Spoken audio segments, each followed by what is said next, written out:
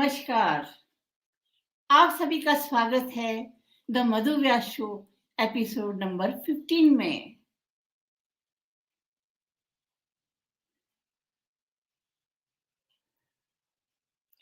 Aim of the show is empower, educate, engage and entertain to you.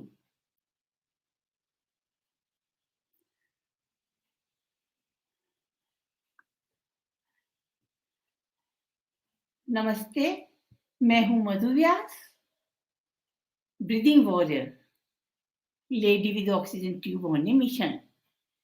And hello, I am Swati Vyas, daughter with determination on a mission. And we are on a mission to empower 10 million people, caregivers of breathing problem patients, to actually become the CEO of their lives, their caregiver journeys, and to lead like a leader with effectivity, without any frustration, burnout, stress, or confusions around caregiving, especially if your loved one is suffering from a respiratory or lung disorder. And आज हम फिर से आज Sunday को कैसे आ गए हमारा तो थर्सडे को टॉक शो है ना. ओ गलत दिन नहीं, आज कुछ स्पेशल है क्या? आज स्पेशल है. क्या है आज स्पेशल? आज जो गेस्ट है वो इंटरनेशनल गेस्ट है. हाँ, और उनको संडे को टाइम था तो हमने सोचा एंड कैश कर लो अपॉर्चुनिटी को. Yes, but another thing about this guest is that her story and our story, both are individual stories, are quite similar. My mother has been a caregiver for my grandparents, and I am caregiver for my mother and my father. And now the guest over here is another exemplary person who not only takes care lovingly of her mother. She's a primary caregiver for her mother who has been diagnosed with Alzheimer's disease. But also she is somebody who is an Indian based in USA and still has those Indian roots, those Indian feelings within her. And she feels for the South Asian community. And now she is building a movement to help people understand the whereabouts and how-tos about the Alzheimer's disease, which is in fact a very, I don't know what to say about it. Definitely our guest will tell more about it, but out of my research experience and the way I have dealt with Alzheimer patients, I can really say hats off to this guest and all the patients and all the caregivers out there throughout the world who are going through such tough cognitive diseases like dementia, memory loss, and a lot of complications related to it. So this is somebody who did not give up. She knew giving up is not a choice. Yes. I also remember one of her posts on social media where she posted a photograph of her mother and said, giving up is not a choice. Yes. And I loved it. She is creating policies. She is an aspiring leader, a political leader, and she is going to definitely bring up this movement and change she will make a dent on this universe. We are sure about it. And we are so happy to share this stage today with her. So without further ado, let's call the Power Women couple. So mother-daughter duo is going to meet another power mother-daughter duo today. And let's call in our own breathing warrior style. Yes. Filmi log hai na hum. So Bollywood के फिल्मी style में स्वागत है उषा तिवारी का.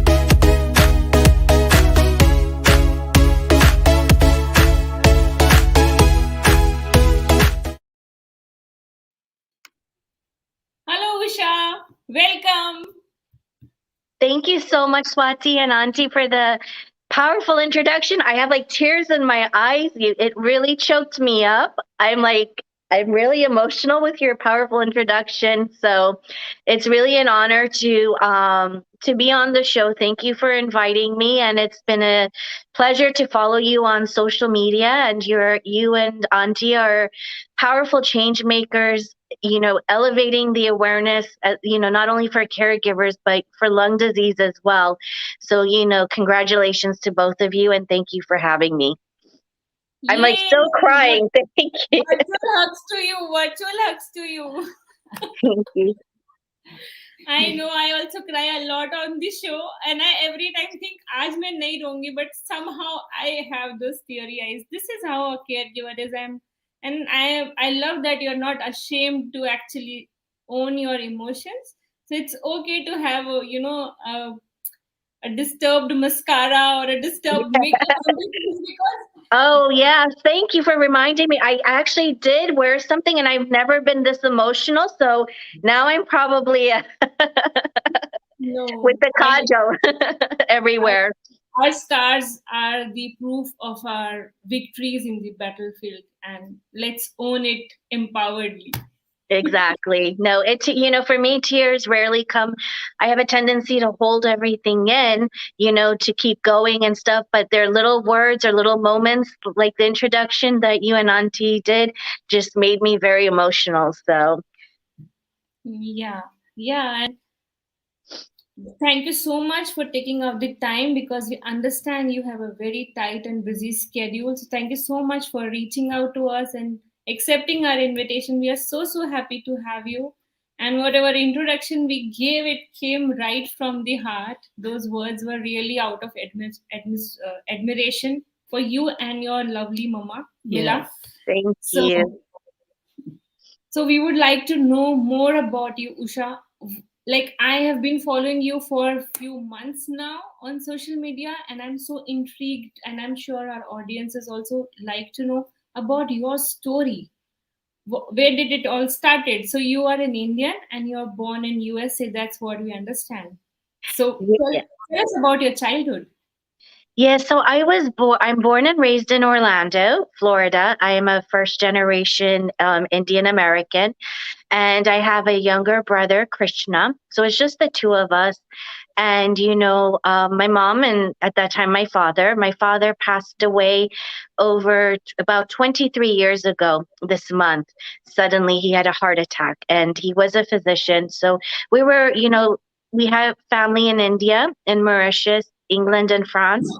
So it's just been the four of us all these years, growing up. So we're very, tight knit family.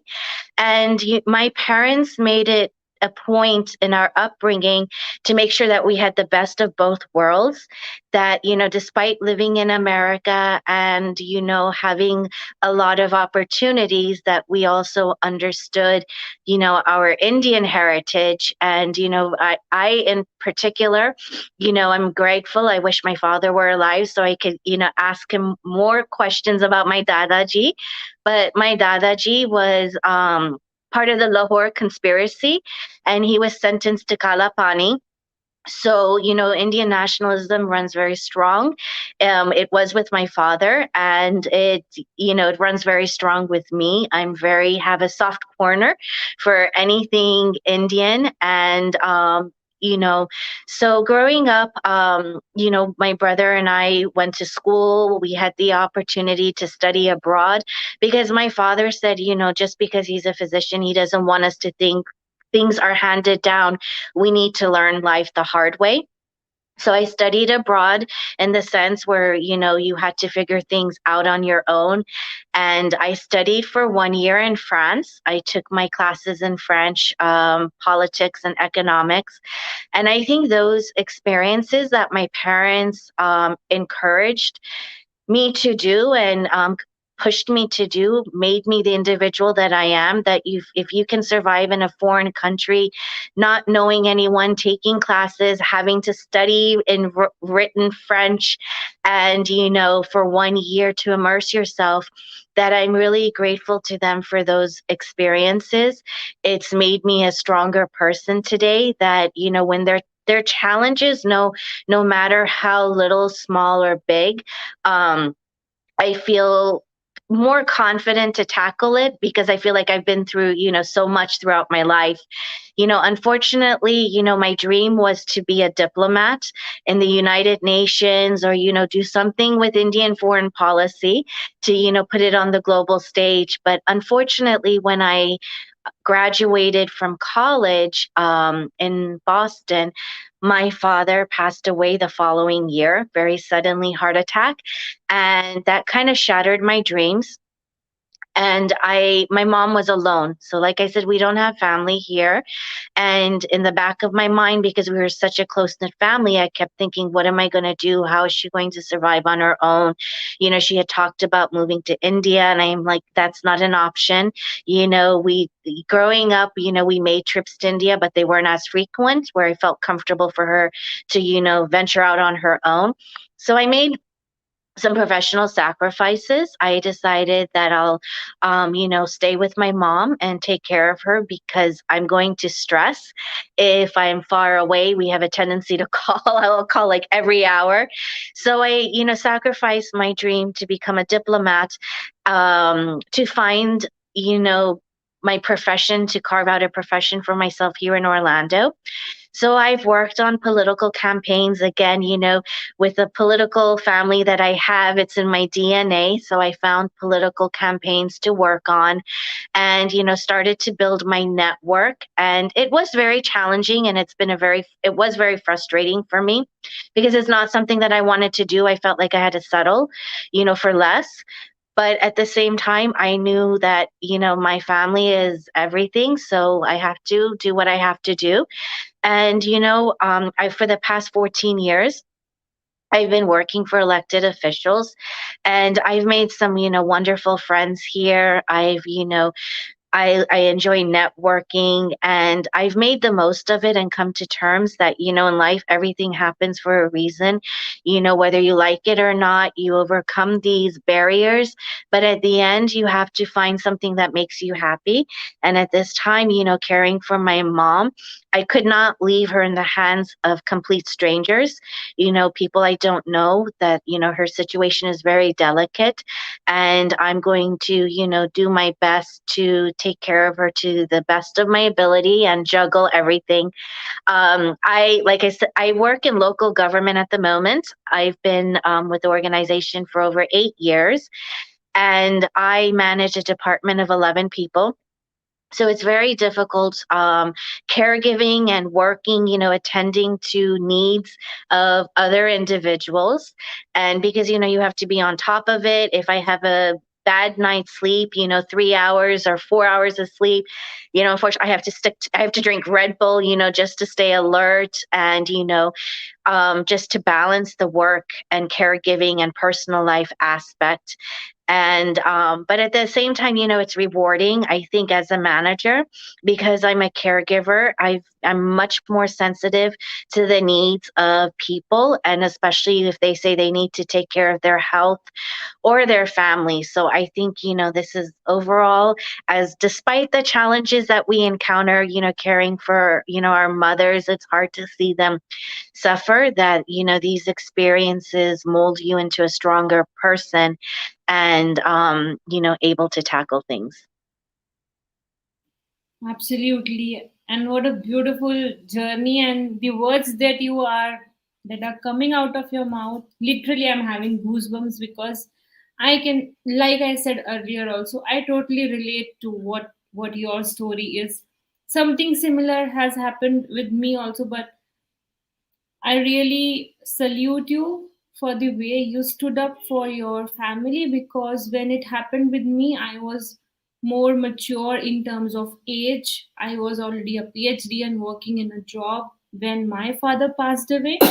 but you just a fresh person out of college, and at that age you decided to be somebody who really had to, like, I cannot begin to imagine what you must have gone through emotionally while choosing between your aspirations, your dreams, and your responsibilities, being a caregiver at that time. And a lot of people tell to me also, because I use this word quite a lot these days, caregiver. So they tell me that what is such a big deal, everybody takes care of their family, but it's something that one caregiver will never wish upon another person, because we know what we are going through. And you rightly said, juggling between things, but still you made a peace with that, and you are now doing something constructive in your life, and also empowering your mother as well. I keep on watching your posts. You put some lovely pictures of her, and how you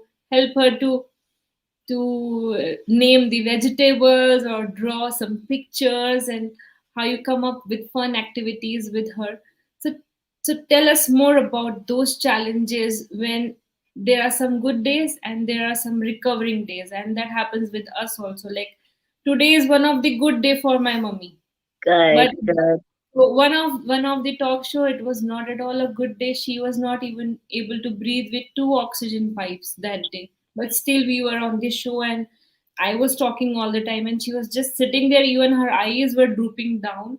So I understand that there are good days and they are not. So tell us more about those days when it's really like when you think that I must quit everything and run to the mountains. First of all, before I forget, I wanted to bring up, I was thinking about Auntie it was back in September. I'm asthmatic. And, as I've gotten older, I've developed, asthma where I'm sensitive, to smoke and, allergies.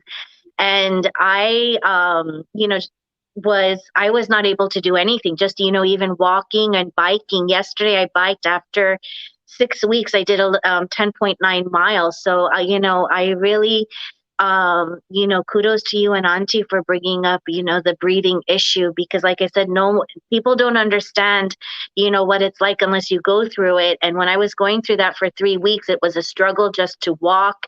You take a few steps and sit down.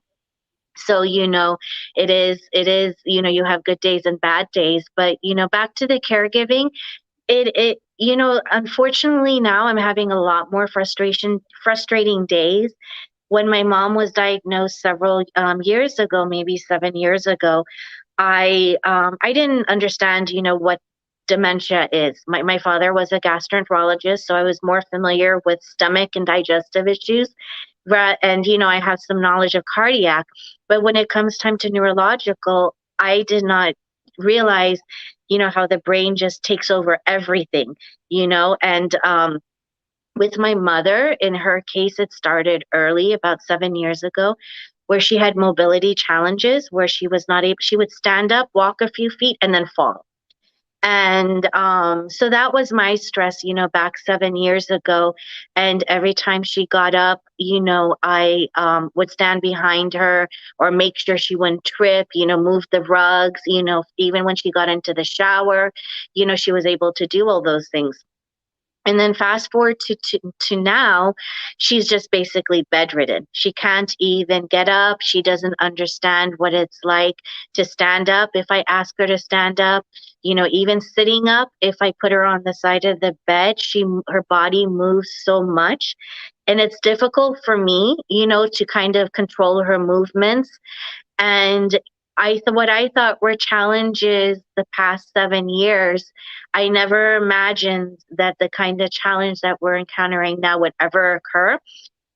She forgets how to swallow. She forgets, for the food she doesn't want to eat. She'll hold the food in her mouth, and I'm like, okay, mom, did you swallow? And then she goes, what do you mean by that? So I think, with the challenges, it's frustrating because I am alone and I don't have anyone here full time. At the moment, she is under home hospice. So I am getting assistance in the sense that we have a nurse who comes once a week to make sure everything is okay. And, they send a bath aid, which helps me tremendously, to make sure, hygiene is a priority because I do it once or twice a day. So, the challenges gradually increase and the stress and the videos that I see now that I think about it, with the vegetables for her to sit up and to look forward to it, she doesn't know any of that stuff now. She doesn't, I'll say, oh, mom, the veggie box is arriving. She'll be like, oh, okay. There's no interaction. So it is depressing, to see, your family member decline so quickly. I have noticed that I tend to socially hold back. I don't want to go anywhere. I don't feel like doing anything. I feel, and it's not that I feel guilty or anything. I just am not in the mood. If I go somewhere to, meet friends, I just feel like I don't want to make the effort to get ready to enjoy life, because I'm just so in the back of my mind, depressed just to see her decline like that. And, I know I'm trying my best, getting the resources and, it's part of life. But, the challenges as well, with work. I'm very fortunate. I know a lot of people, COVID has wreaked hell with a lot of, people globally and, has unfortunately impacted families. But for me, I think COVID in a way was a blessing because I'm in a hybrid work situation. So, that one challenge that I would have had pre-COVID, I don't have as much because my employer is very understanding and allows me to work from home as much as I can. So, just for a change of scenery, when mom is sleeping, I'll go to the office for a few hours and come back. But that's, one thing I don't have to worry about too much, that they're very understanding. And, there are times now where I'm just getting exhausted a bit more frequently. And I've learned to accept that I need to take a break myself. And break doesn't mean go on vacation, go to the beach or something, even if it's just, staying in bed and just, meeting up with, a few friends and just taking a slight break, to recharge your batteries is what's, helping me and getting through this challenge with my mom at the moment. And, also, sorry, to add to that, to add to that as well is that, I'm a very private individual. So I was hesitant to create, my Instagram account, the Indian Caregiver, to share my story. But then I realized that, I'm pretty savvy. I know how to find resources. I figure things out. But there's so many individuals out there who don't know how. So I thought by sharing my story, I'll help someone, whether I get resources or to reach out for help or, to talk to someone. I've been fortunate where I've had some individuals reach out to me privately and ask me questions and, to try to help navigate the system. And, at the end is what's rewarding for me, is knowing that I'm not hiding all this information or keeping it to myself, that I'm sharing it with the world and helping someone, whether they're caring for a loved one or to create the awareness for dementia, Alzheimer's. That is so beautiful. That's really, really beautiful, Usha. And this is so much to really take in. I wish I could have come out of the screen and hugged you right now, because I really understand when you say that there are some days where you really do not even want to lift your finger and get out of your bed and do something, but then you really have to get up and have to cook the meals and feed your mom and take care of her. And sometimes it's so frustrating because you cannot avoid that, but your body and your mind are just not supporting you, and you literally have to drag yourself throughout the day and do the chores. So So No, and that's that's why my apologies when you asked, am I standing? My back is hurting because my mom is in bed, so I'm having to constantly reposition her and pull her, and she's a little on the heavier side. So I've hurt my back. So that's the reason I apologize for all this movement.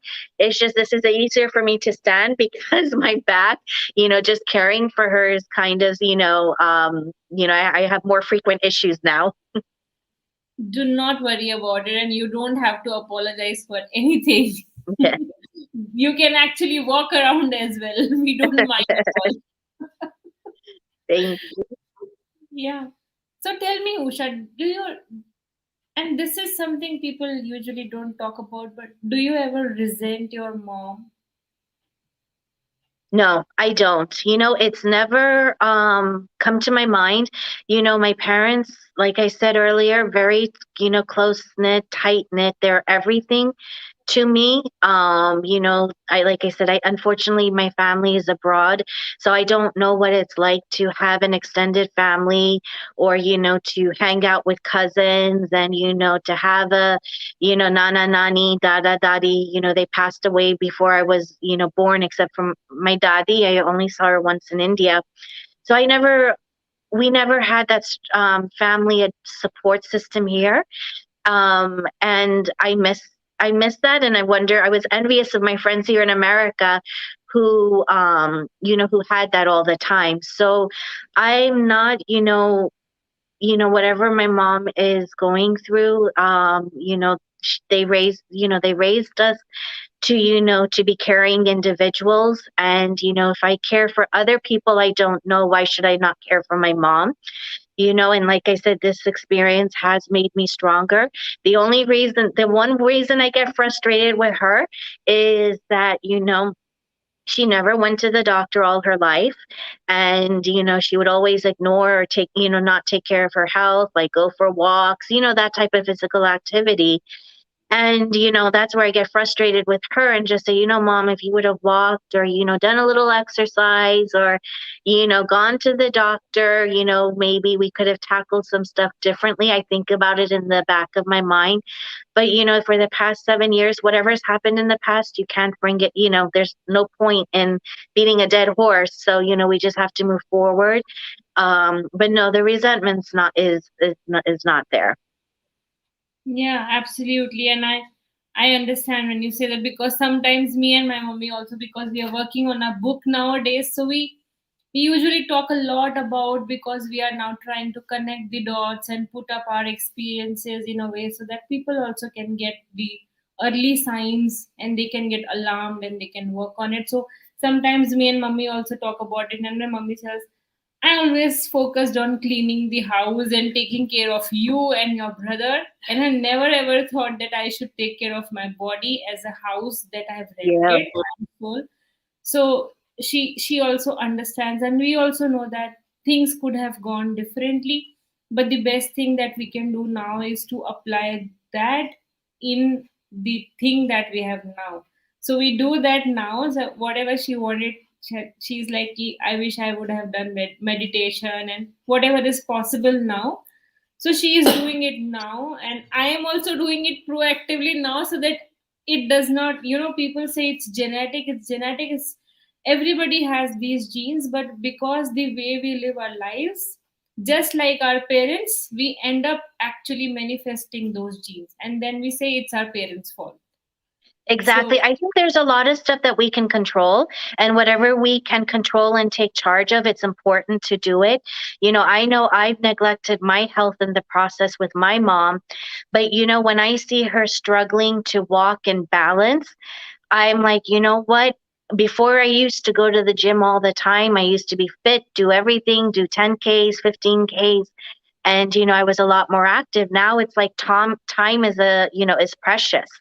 And, for several years when I started my caregiving journey, if I couldn't exercise for 45 minutes, I would get mad at myself and just want to give up. I'm like, well, that's not good enough, but now I've come to realize that, what, if I go for a walk for 20 minutes or do something, move, I'm not only helping myself mentally, but investing in my health in the future, because I'm building those stronger muscles, the balance, the coordination that I see that she has challenges for. And I realize that, we take these little gifts that we have for granted on a daily basis.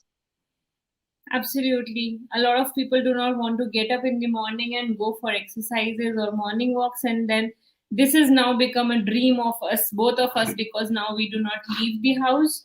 So we see people from our balcony doing morning walks, and sometimes I stand there and think, I wish I can go for a morning walk.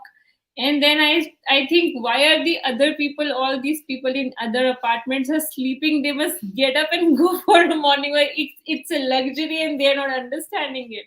Exactly. So No, I think, this journey has taught me is that we take too many things for granted in life, walking, eating, swallowing, talking, that, whatever we have, we just have to invest in ourselves, good health, and, keep going. And, because it's important. It's no point in being on so much medicine, to pump your body in the future as, we age.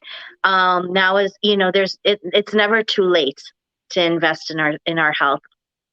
absolutely.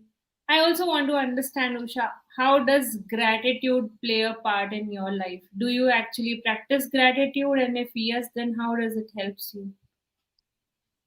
I think that gratitude, in the sense that every day, when you wake up or before you go to bed, you're just thankful that, you're alive, that you are, I think to answer your question, I think, I really don't, I just take it for granted also. But I think these last few weeks, my mom was in the hospital for 3 weeks in September, and she's just been home for about a month, and her life has completely changed. And now, like, when it comes time to eating, my mom did not want to eat, and that's just been very stressful for me. And people are like, as they get aged, they don't want to eat, give them small meals. What they used to do is not the norm. So I've, trying to accept that. But with my mom, she just, some days she won't open her mouth to eat. And it's difficult for me to see her deteriorate so quickly. But what I do now is, the past few weeks, I tell her, thank you for eating. I make her feel important, that this is important to me. So when I feed her, because I have to break the food down and give it in her mouth, and even for water, she can't do that on her own. And I said, Mom, thank you so much for eating today. You've made my day. And yesterday was the first time in several weeks where she says, I'm hungry. And I said, what? And I said, those words were magic to me. I keep thanking her to, enforce it, that it's important and that I appreciate it. And she sees how happy that it makes me, and I'm being vocal about it, that she makes an effort. So it has changed, the way that I, like everyone else, you take things for granted. And now I realize with her, I need to be thankful and thank her for making the effort, because I know it's not easy. I know she's making the effort because it makes me happy. And she does it, for my brother as well. Absolutely. कुछ बोलना है आपको? बोलो. I can sense that she wants to say something. You told people take it granted. It's very true. People don't know the importance of these things, like breathing, eating, emotions, all of this. They take it granted. Yeah. But they are more important for our life and others' lives. And gratitude must for everybody. Gratitude is a must. Yes. Yeah, no, like like I said earlier, just the breathing, I know that, the Breathing Warriors is a, global movement, and it's important, but people, like Auntie said, take it for granted for breathing. When I have asthma attacks, it's the worst feeling, and people don't understand what it's like, and then you have to take medicine, for that. That, there are little things, that we take for granted on a daily basis. And I think unfortunately, we live in a very fast paced world, and, and social media, has a lot of influence, which is a good thing and a bad thing. But I think that, using social media to create positive movements like this is necessary. And, I think that, with the lung disease, it's not a movement that is this is the first of it that I've heard of it.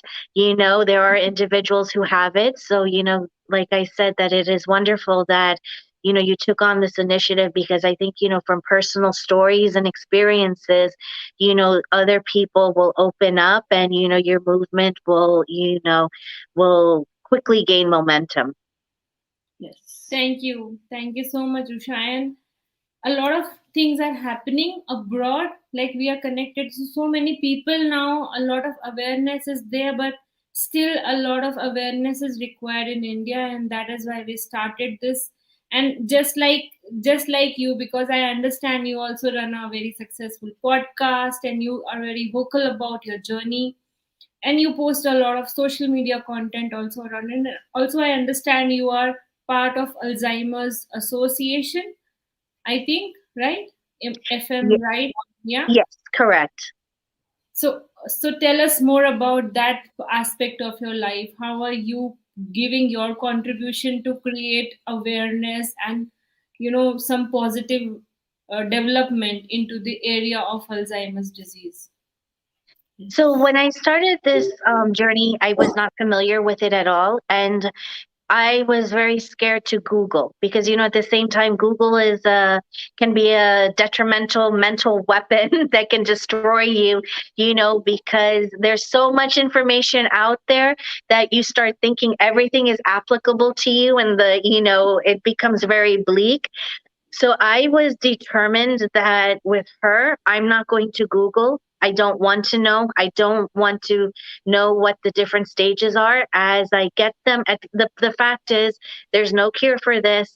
And, there's no medicine that's going to reverse this. So, these are what the facts are. So there's no point in, getting myself mentally exhausted with worst case scenario, figuring out which stage she's in, no matter what, it's not a good scenario. So, but what I did was, to have a basic understanding, I did reach out to the Alzheimer's Association. Some people had encouraged, and, I had the number, and I'm like, oh, I don't know if I want to become, involved in it. Let me just take it day by day. That's my philosophy. And, as I need help. So what happened was that they had a walk right around the time that my mom was diagnosed. So I thought, you know what? I usually go, do these 5K walks or 3-mile walks with my friends. But for some reason, I said, you know what? Let me just go and see it for myself and see what it's like, whether I walk or not. And I think it was that stage where they were sharing personal stories. And the personal stories really choked me up emotionally.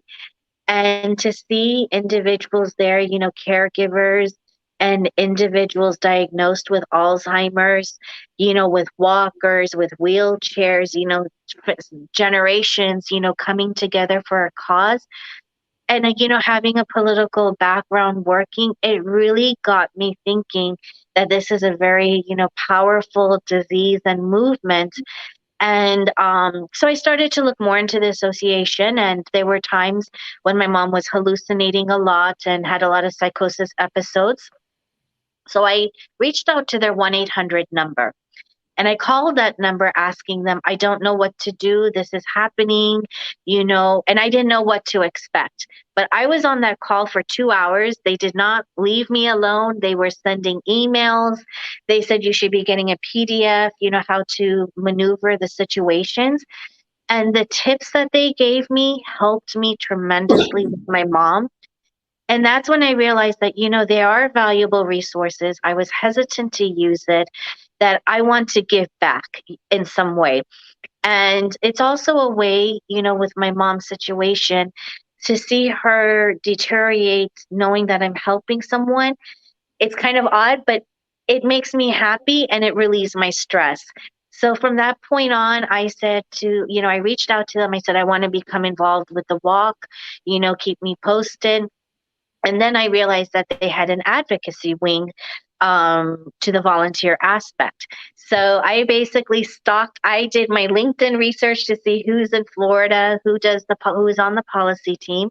And I reached out to them. I sent them messages and, at first they didn't respond. And I'm like, okay, I'm not giving up. I'm determined to make a difference because, at that time I worked in the federal government for a United States senator. And as a constituent advocate, I was trying to help constituents. And I said, you know what? I'm not going to give up if they don't respond. And I'll never forget in January, I did get a response back from Evan. And he had me on a call and I said, listen, I work for a congressional office. I used to, and this is my mom's situation. What do I need to do to make a difference? And there's no turning back. I am a congressional ambassador for Congresswoman Val Demings in my District 10. And what we do is I'm involved with state and federal legislation policies. And we basically meet, as a group or, those in the constituency and we share our personal stories and we tell them about the legislation that the Alzheimer's Association is setting forth. And when I started this, going to DC, I think it's been about maybe 4 years, people were nice. We wear purple. It's a very powerful movement. We wear our sashes. We go to Capitol Hill.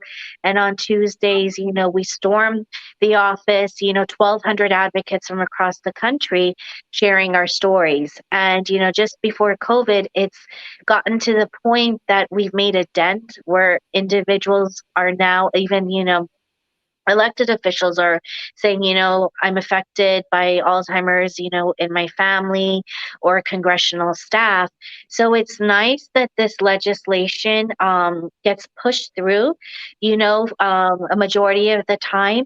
And the color purple is significant in this simply because in the United States, red is Republican color and blue is Democrat.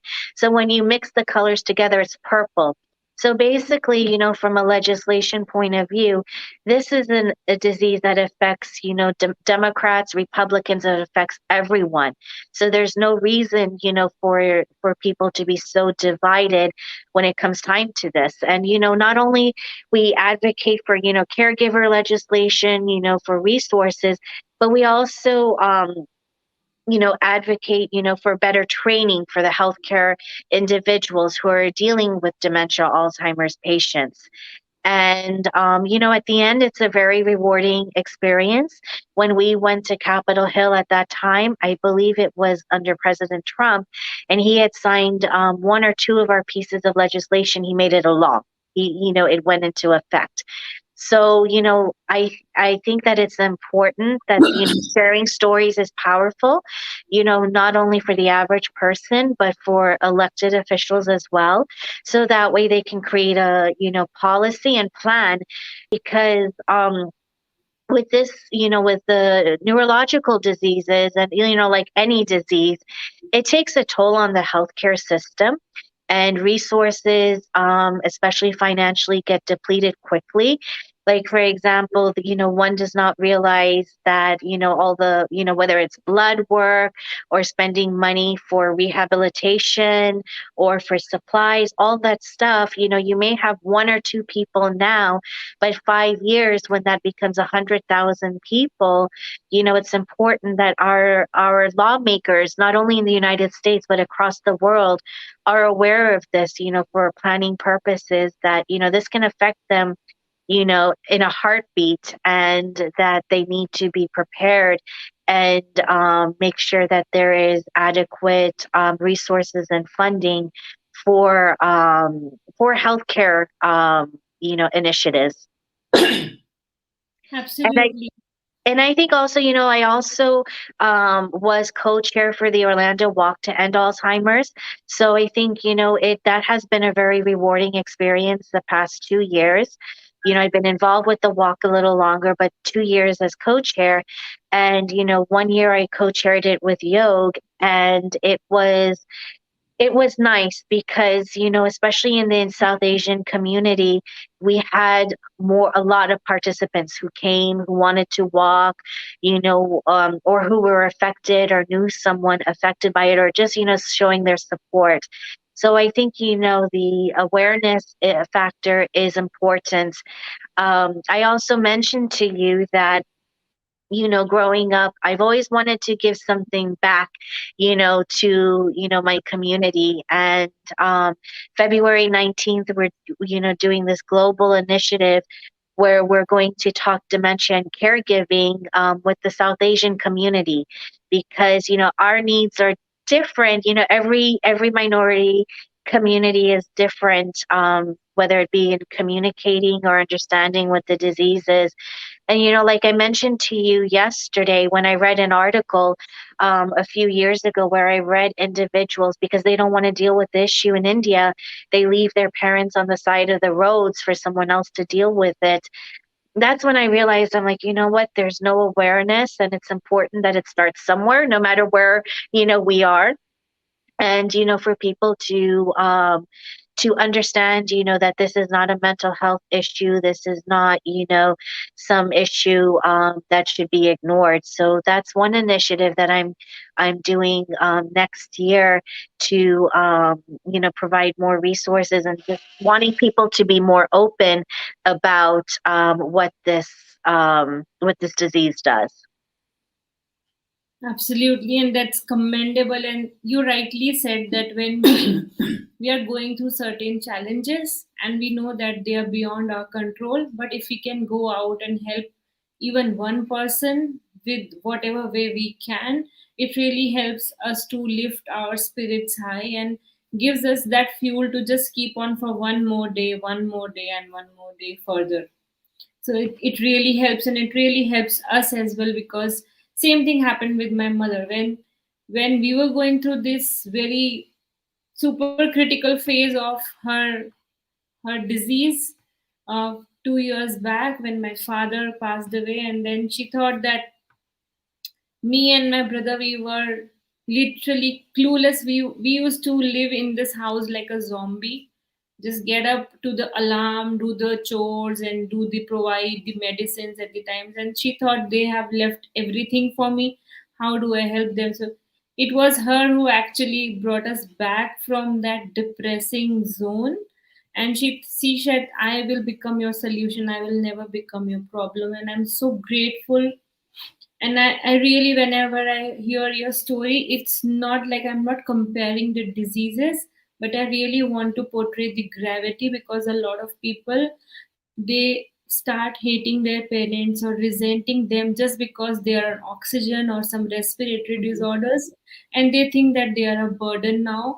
But then look at the challenges of somebody who is also going through some cognitive issues, and then it really becomes emotionally difficult for the person herself going through it, and for caregivers like yourselves going through it, because like you explained how it becomes not only like a chore that you want to help your mom feed, but also I know how it feels emotionally when you really have to struggle to even feed your loved one, and you know that it's really every bite is so important for their sustenance.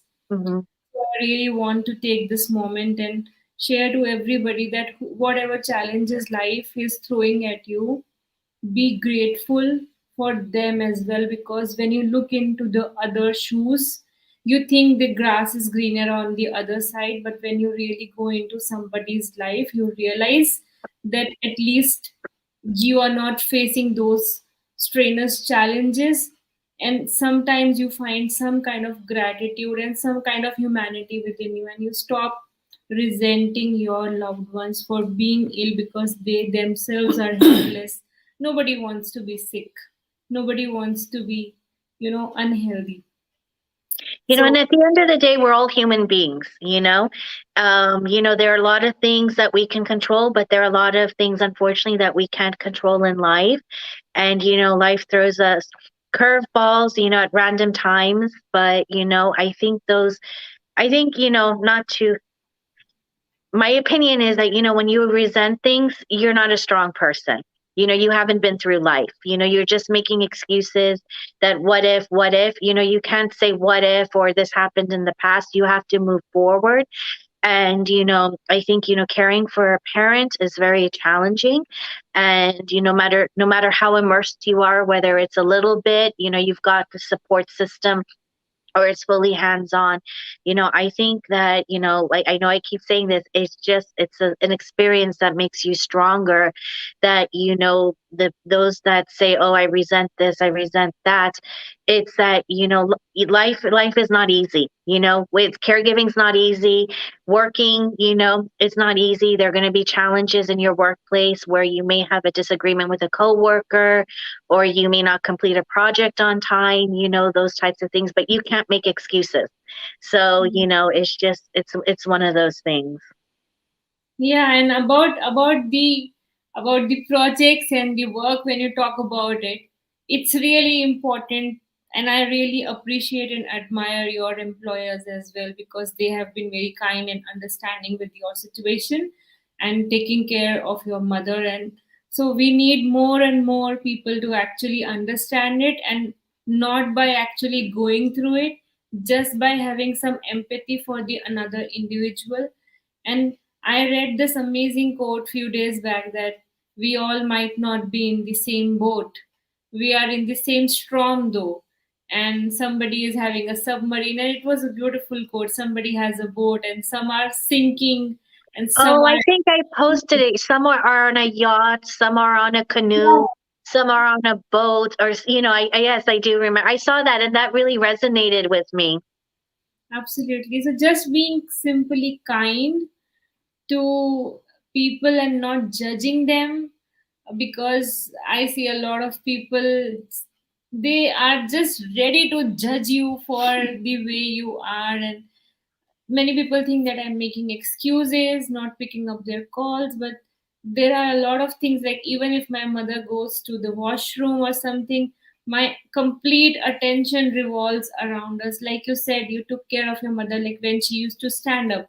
Same happens with me, and then people think, what is such a big deal? She is already on an oxygen tube, she can take, like, things as well. But like you yesterday also said, that it is not the meds that will magically work something, and you think that okay, you are giving them the medicines, then what is the big deal? So that is a challenge, and that is only a caregiver can actually understand. But I really wish, and I pray that nobody has to become a caregiver, still they understand that what somebody else is going through, and not just like a sympathy, but just Exactly. because of a humanity, that we are not disabled, but we are differently abled. And like we respect your life, it will be really nice if you could respect our life and our life choices. Yeah, it is a juggling act, and I think, in for what we do, people should not be judgmental. It can happen to them anytime. And I think that it's important to keep an open mind, and, for individuals just to be kind. It doesn't mean you come and bring me 1 week's worth of dinner, or you come and clean my house. Just a simple text message, thinking about you, have a great day.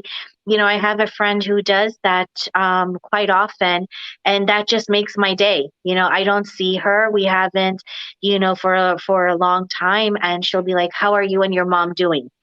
And that little gesture just goes a long way as a caregiver to me. That, it may not seem like anything, but, it hurts my feelings. And I'm being a little open here, on this forum, that when people see me, or, if they see an article about me, that I post on social media, "Oh, we need to get together." And I'm like, "Okay, let's do it. Which day?" And they give me a day, and they never show up. So, as a caregiver, we're human beings. We have feelings as well. You don't need to put us on a, royal platter to treat us differently, or, we're no different than anyone else. We have feelings, and, just, that's just, my opinion. The caregiving challenges that I have experienced is that, it's just people don't understand and they don't know how to go about it. I think some people treat it with delicate gloves, but we're still living our lives. We're still eating, living, and breathing like everyone else. And it's just that our responsibilities 24 hours a day is just different than others.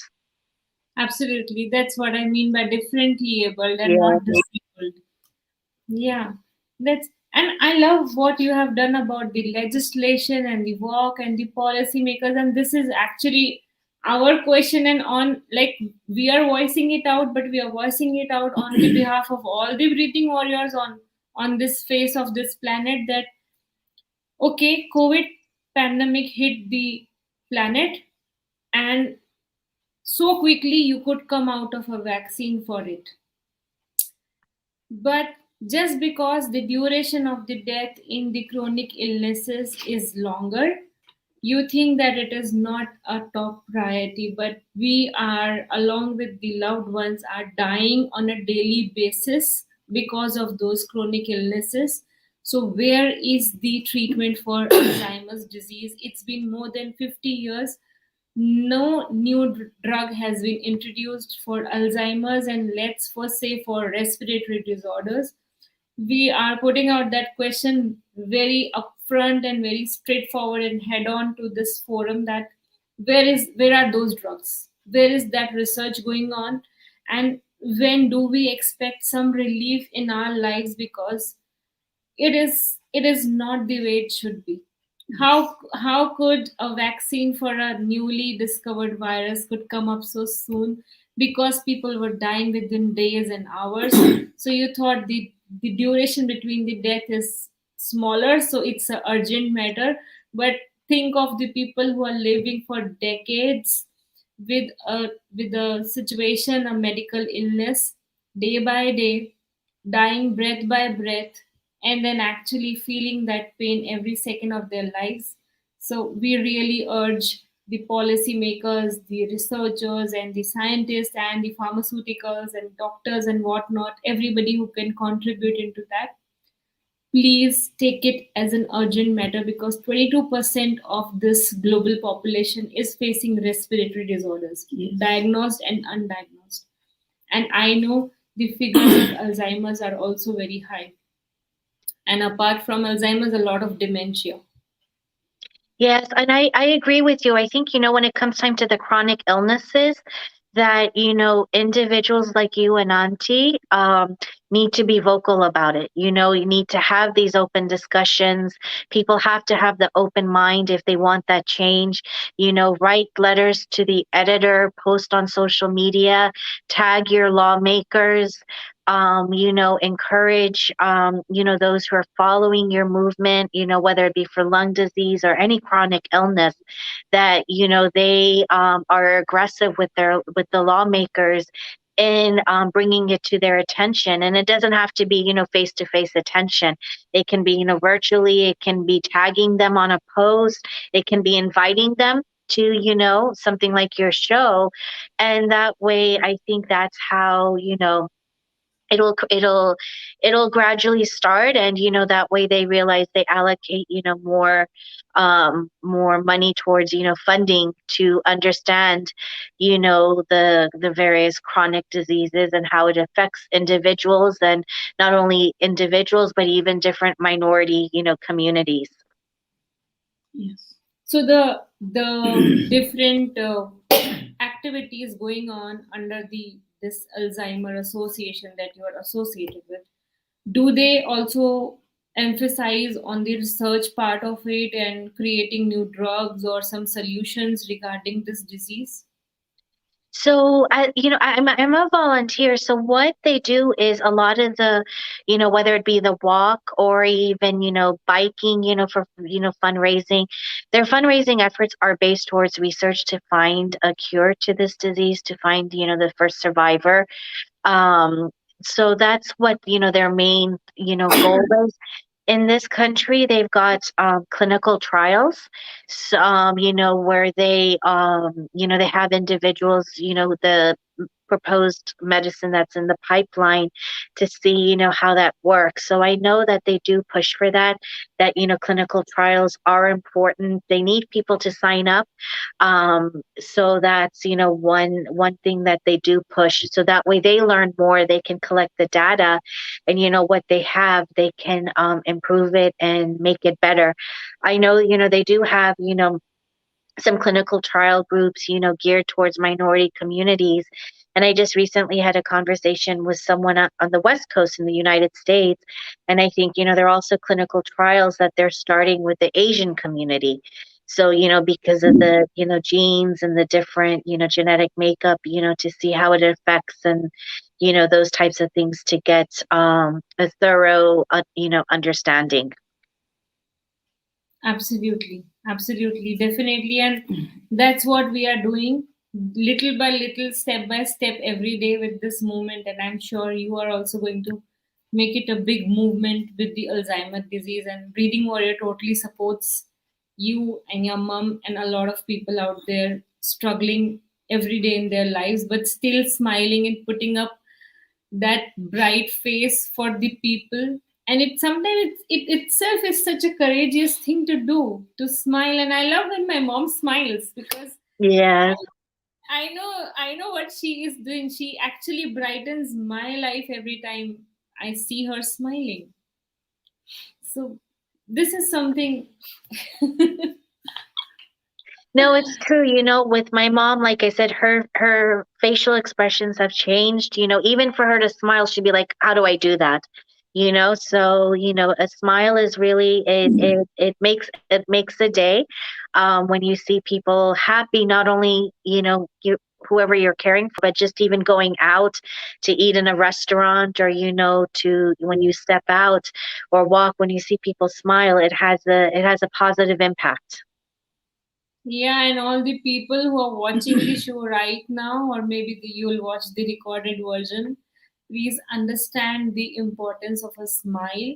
When somebody comes to your doorstep to deliver a package or deliver your groceries, or you go out on a road and you are having an eye contact with some stranger, please spare a smile. It does not cost anything, but you never know what that smile can actually make an impact on that other individual.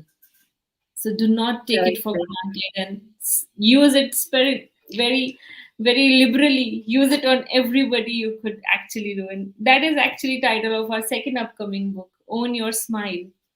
So That's very true. It does. You never know the person that you pass by, what they're going through, and they may be, going through something more difficult, challenging than me, and it does make a difference. yeah. And to actually, let's come to the concluding session of this event today. So I really want to understand more about, Usha, your plans. Do you actually plan your future? Because sometimes I fail to do that. And I've been meeting a lot of caregivers, and they sometimes lack imagination. So recently I started this practicing of creating my future, where I actually write and imagine what my future will be like. I don't know that how it sounds to you, but I really am interested to know, how do you see yourself 5 years from now? I think, 5 years from now, it's hard because, some people say I plan day to day. For me, it's like hour to hour. So, that's how my thought process is now. But, I think 5 years from now, I'm hoping to, continue with this awareness movement. It's something that I've started, and it's something that I don't want to give up. It's important, to continue to share the story, and to, I plan to continue to remain engaged with, legislation and, and learning. I mean, who knows, 5 years from now, there may be a cure. Um, but I hope to continue my advocacy efforts, and I see it as a way that my career, I wanted to become a diplomat, I couldn't, but I'm being a diplomat in another way, advocating for what I believe in. So I'm going to continue to be engaged in the community, and and as a volunteer. And I think the South Asian movement that I mentioned about earlier is very important to me, breaking down the barriers, the social stigmas associated with that. And I think that, we started as a grassroots level, together, collectively, that it's something that we can truly make a difference. Absolutely. And this is a message to all the caregivers out there from me, and I'm taking the liberty of taking Usha's name as well, is that being a caregiver, you must choose collaboration over competition, because together we really can make a difference. And at least we know that we are not all alone on this planet. We are into this together. And that feeling is itself so empowering and so relaxing sometimes, because we do not wish that to happen to another individual. But then it is a really scary journey, and it's good to have somebody to hold your hand, though virtually, though miles away, but still it's good to know that somebody can understand the language and the challenges that we are going through, and that emotion actually connects and then fuels you to move forward without shattering down altogether into that moment. So Exactly. all the caregivers, do connect with us, do connect with me. You can connect with Usha specifically if you have any loved ones going through a dementia or Alzheimer's disease. Usha is your go-to person because she has a lot of knowledge, experience about it, and I'm sure she is very compassionate. She's definitely going to reach out to you and answer you and solve your queries with that. And yes, we look forward to the February event because Breathing Warriors will also be joining it and participating. So do keep your eye on this space. We will be sharing that on our network as well. So all the best for that, Usha. Thank you very much. And thank you to you and Auntie for having me. It's really been a pleasure to connect with you. We went on social media. Like I said, social media has been a positive thing, bringing us together, connecting us, allowing us to collaborate, have big ideas and dreams, and, make those come true. And I really enjoy your posts and the information that you share with your viewers. And please continue to do so, because it has to start somewhere. Thank you so much. It's so good to know that. And we have Sujata in the audience with us, and she said she is been through us from the start. And she says that we are setting examples and an eye opener for those children who leave their parents in old age home, and even if they have the capacity to take care of their parents. Absolutely, Sujata. And we really want to take this moment and share that it's not that you really have to always live in with your parents to take care of them. It's not about the content, it's about the context, how you actually provide for them. If you are in a situation where you cannot stay with them, like my brother, he does not stays with us, but he actually supports us emotionally, financially, and in the best way he can. And whenever it's really, really needed, I always call him up and he's there all the time to support us in any way, because that's what all is needed. And if you are somebody who's living away from your parents and you are really concerned about their health, it is your duty to earn lots and lots of money so that you can actually support them with the best care that they really deserve.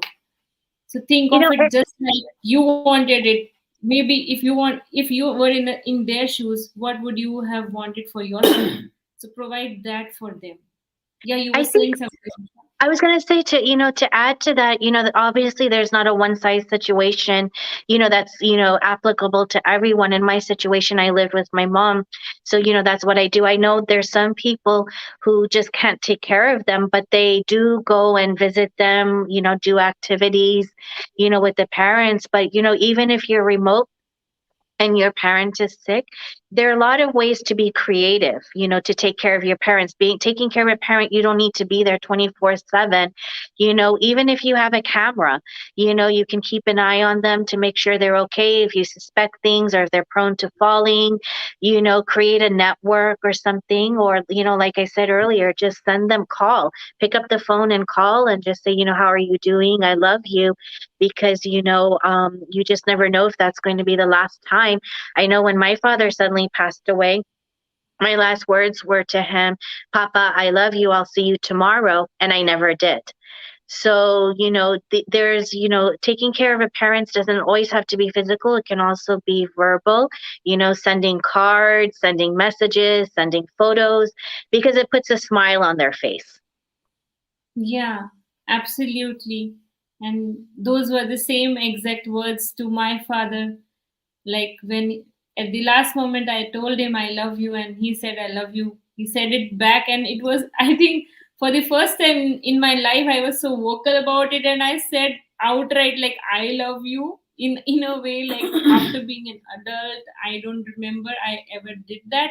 But I'm so grateful and I'm so thankful to myself that I did that day, because that was the last conversation that we had. And I'm happy to have that last memory of him. So we really need to be more compassionate. As we always say, compassion is something that makes us human. So we should always come back. Like anger comes, frustration comes, stress comes, but always think that you need to be compassionate to be on your humanity, and do not lose that. Exactly. आपको कुछ कहना है उषा को? उषा को मेरे को ये कहना है कि I admire your braveness. Thank you. Your beautiful emotions, thoughts, and which you do, that's the great Thank for you. others. Thank you. Thank And you. Means a lot. Never give up attitude is help us every time. Yeah, so keep up the never give up attitude. Yes. Thank Yeah. you.